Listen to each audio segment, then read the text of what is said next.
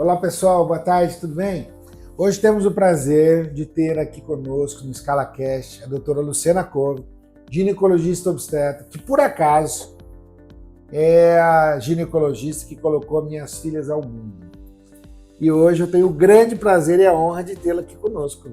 Eu que agradeço o convite, sim, sempre é uma alegria estar aqui, rever você, Adriana, e falar sobre esse assunto que é um assunto tão atual, né, Rodrigo? O que nós vamos falar, Lu?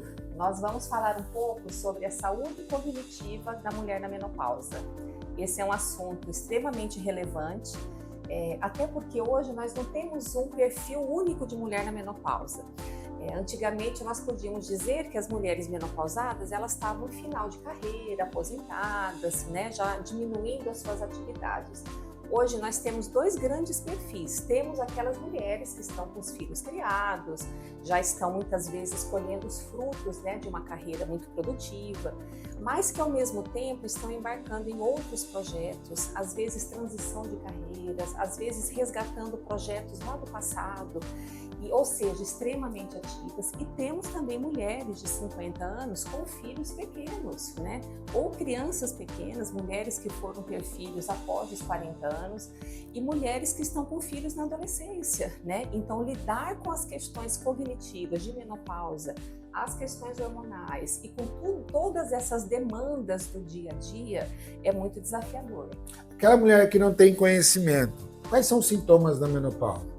O sintoma mais comum, mais falado, são as alterações menstruais, mas também nós temos mais de uma centena de sintomas, desde despertares frequentes, ondas de calor, mudanças de humor e até sintomas que não são muito bem conhecidos, né? Como, por exemplo, olhos secos, zumbido no ouvido, coceira no ouvido, mas a maioria das mulheres se queixa muito da névoa mental, que é justamente esse declínio cognitivo que nós estamos conversando, e os sintomas vasomotores e os sintomas geniturinários, né, que são muito relacionados ao declínio do estradiol. E como que você pode ajudar essas mulheres que estão nos vendo agora? Não existe nenhuma estratégia isolada, única, né? Então, nas pacientes onde é possível a reposição hormonal, já é algo comprovado, extremamente benéfico que a gente faça. Mas quando a gente fala em declínio cognitivo, nós podemos abordar 3 pontos principais. Um deles é garantir uma qualidade de sono. O segundo é evitar que a mulher tenha perda muscular, porque nós sabemos hoje que a sarcopenia, a perda muscular, ela tem um impacto muito desastroso na saúde cognitiva, inclusive aumentando o risco de demências.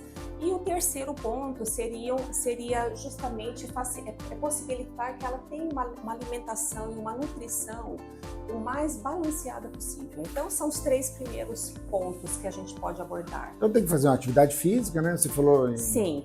O que a gente considera essencial: alimentação adequada, sono de qualidade, atividade física, beber água. Se possível, reposição hormonal. E existem muitos suplementos, muitas outras estratégias que são ferramentas que podem ajudar as mulheres durante essa fase. E aonde que entra a suplementação nisso? Se a gente falar em qualidade de sono, os suplementos podem nos ajudar bastante. No passado, nós acreditávamos que o único fator importante no sono que ajudava a diminuir o nosso risco cardiovascular era o número de horas. Hoje nós sabemos que não basta isso, nós temos que evitar que essa paciente tenha os despertares frequentes da menopausa. E daí a gente poderia lançar mão de algumas estratégias, entre elas a suplementação de magnésio e a suplementação de melatonina e as vitaminas do complexo B, em particular a metilcobalamina, também são ferramentas que nos ajudam, né? A melatonina, ela não ajuda só no sono, né?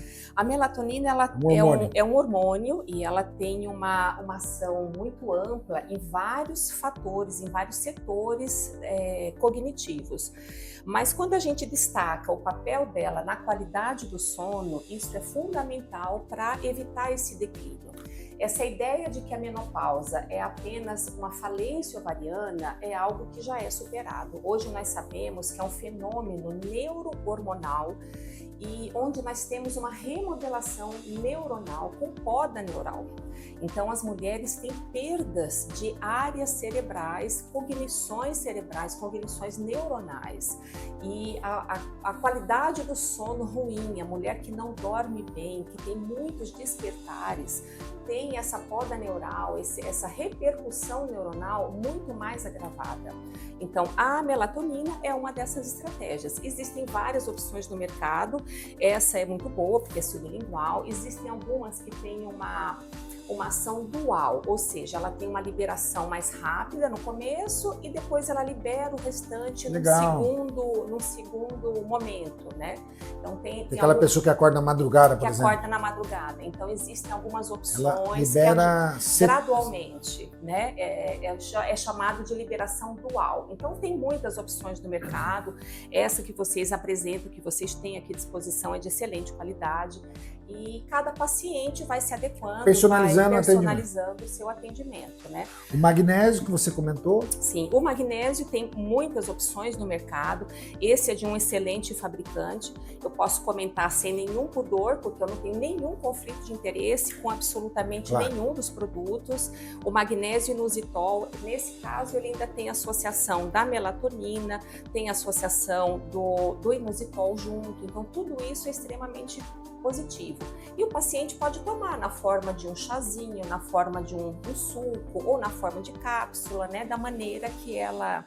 Hoje nós temos tentado evitar o máximo possível os medicamentos classificados como hipnóticos e os benzodiazepínicos, porque nós sabemos que esses produtos têm uma ação muito, além do risco da dependência, né, tem efeitos adversos muito grandes. Então, esses produtos devem ser usados apenas nos casos estritamente necessários, com recomendação médica. Nós não estamos falando contra o uso desses medicamentos. Exatamente. Como a gente já comentou em algum ScalaCast anterior, medicamento é obrigação, né? Mas o suplemento é uma escolha.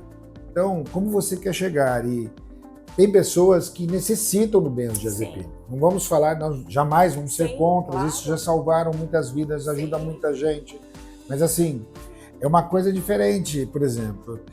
Muitos casos podem ser resolvidos com medidas mais simples. Eu já conheço várias pessoas que estão com um sono muito mais... com qualidade muito superior devido à melatonina, devido ao magnésio, como você acabou de comentar. E muitas vezes um sono mais fisiológico, né? Com um conteúdo de sonhos mais rico, um conteúdo mesmo, uma qualidade de sono melhor, mais fisiológica. E nós não estamos falando de medicamento, né? Nós estamos falando de suplemento, estamos falando de suplementos. Que nós temos dentro do nosso corpo. Né? Outro suplemento que também ajuda nisso são as vitaminas do complexo B, né? Tanto a vitamina B1, B2, B12, a B6, B9, todas elas ajudam. Você falou da metilcobalamina, né? Sim, a metilcobalamina é uma das versões da vitamina B12 que tem uma absorção melhor, se possível sublingual. Nem todos os pacientes conseguem absorver de forma adequada a metilcobalamina na forma oral. Principalmente pacientes que já foram submetidos à gastroplastia, pacientes que têm problemas de absorção, síndromes desabsortivas. Então a opção sublingual é muito boa, né? Então, só falando mesmo em termos de suplementos, já que nós estamos falando, os que são mais indicados, mais estudados para a saúde cognitiva, além das vitaminas do complexo B, são o magnésio, que nós já falamos, a vitamina D, também ela é muito importante, muito estudada, até como prevenção da progressão de doenças neurodegenerativas, e o ômega 3 também. Eu vi que você também tem algumas opções, né, aqui na clínica. Um detalhe importante do ômega 3 é que ele também deve ser rico na fração DHA do ômega. Porque o ômega ele tem duas grandes frações, a fração EPA, que ela tem um efeito anti-inflamatório e cardioprotetor, e tem a outra fração DHA, que tem uma ação muito mais no sistema nervoso central, porque ela compõe parte da membrana do neurônio e ela auxilia na comunicação intercelular, né, entre um neurônio e outro. Então é importante observar que o ômega também seja uma fonte boa de aporte dessa fração DHA, quando a gente fala em saúde cognitiva, quando o objetivo é esse, né? Eu tô tomando ômega, este ômega, eu não tenho refluxo, eu não tenho tem algumas pessoas que se incomodam, né? Sim. Duplo revestido. Isso, existem muitos produtos hoje no mercado que evitam esse sabor, esse odor residual de peixe, né? Então tem muitos produtos excelentes, tem uma variedade de ômegas muito grande no mercado, né? Cada paciente consegue encontrar aquilo que atende mais a sua necessidade, né? Que mais, e o Lu? terceiro ponto, né? Nós falamos dos micronutrientes, falamos da qualidade do sono. E o terceiro ponto, não menos importante, é combater a perda da musculatura. O declínio estrogênico, o declínio da progesterona faz com que a mulher entre num processo de sarcopenia, que é uma perda muito rápida, muito dramática da sua musculatura. E hoje é muito difícil a gente conseguir comer com qualidade, com equilíbrio, tudo aquilo que a gente precisa. Muitas mulheres têm dificuldade na ingesta de proteína na quantidade que seria recomendado. Hoje a gente acredita que para uma mulher na menopausa, ela deveria ingerir em torno de 1 a 1,2 gramas de proteína por quilo de peso. Nem todas as mulheres conseguem atingir esse valor, até mesmo porque muitas estão em dietas hipocalóricas, porque nós temos ganho de peso na perimenopausa. Então, nesses casos, em mulheres que não estão conseguindo comer a quantidade de proteína necessária, nós temos muitas opções no mercado de suplementos que nos ofereçam esse adicional de proteínas, né?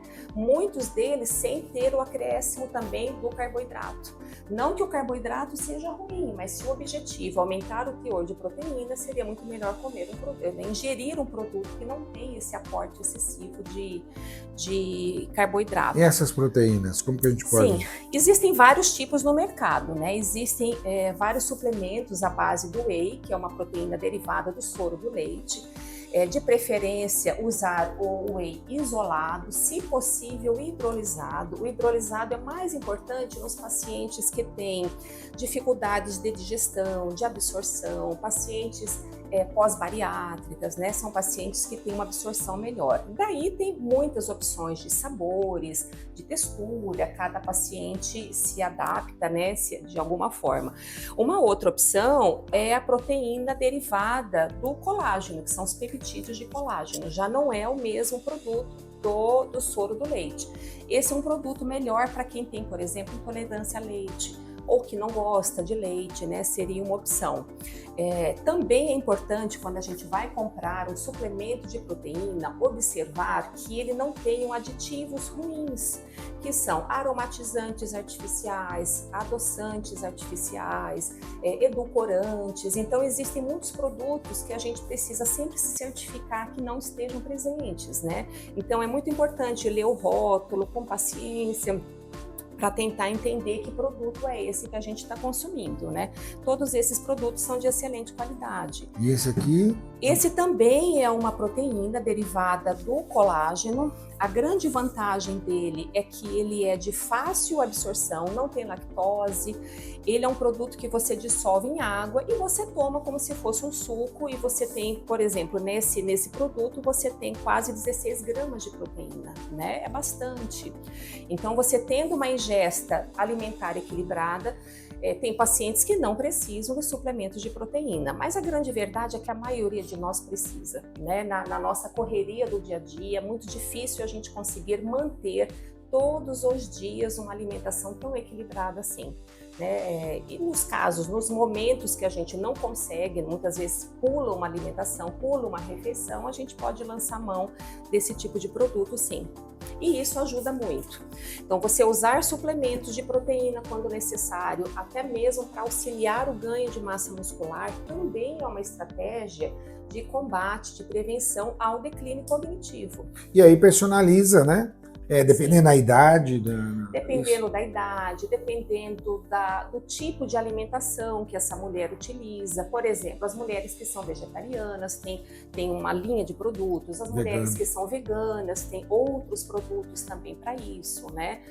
Em muitas situações é necessário, às vezes, até ouvir a opinião de um nutricionista, que é o profissional mais adequado também para orientá-las nesse sentido.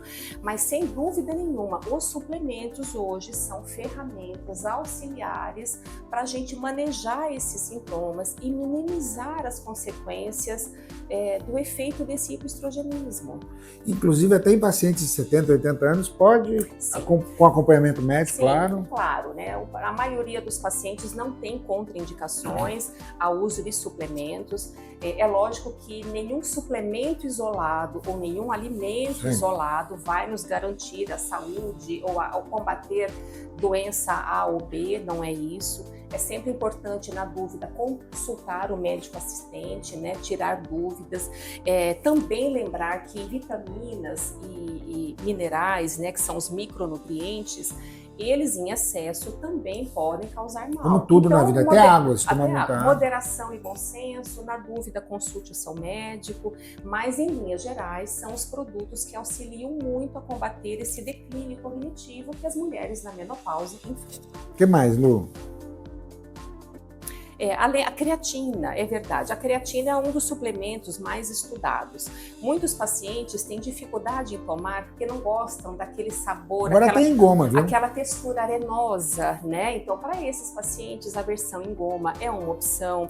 Existem produtos no mercado que já associam a creatina com peptídeos de colágeno. Que legal. Então, aqueles pacientes que não gostam de tomar muitas coisinhas, preferem um produto que você coloque tudo em um só, também é uma opção. Então, hoje nós temos à disposição das pacientes uma grande variedade de produtos e cada uma vai adequando com a sua rotina, com a sua preferência individual, né? Nós sempre terminamos o ScalaCast, Lu, com uma dica. E aquela dica que vale ouro. Qual a dica que você poderia dar para as pacientes em relação à cognitividade na sua menopausa?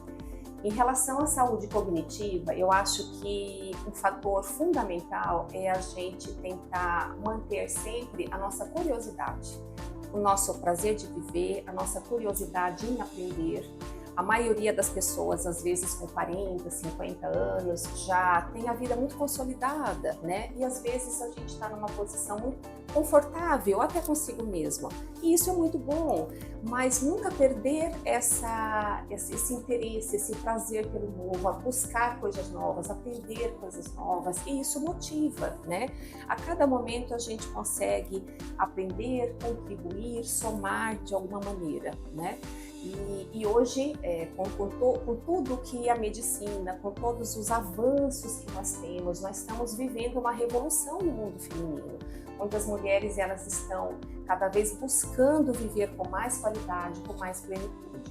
E talvez eu vou me permitir uma segunda dica, que seria a mulher não se cobrar tanto, não é? Porque a maioria das mulheres, até esse momento da menopausa, sempre se cobrou tanto em termos de estética, de beleza, de peso, de ser uma boa mãe, de ser uma boa profissional. Então, estamos já numa fase que a gente não precisa se cobrar tanto. Talvez se aceitar mais, se curtir mais, viver com mais leveza, né? Para que a gente consiga viver essa nova fase da vida, essa segunda metade da vida, com mais alegria, com mais plenitude. Eu amei vocês. Lu, adorei. Eu que agradeço o convite, foi um prazer. Quero agradecer a presença da doutora Luciana Couve aqui em nosso ScalaCast e foi um grande prazer tê-la. Eu que agradeço.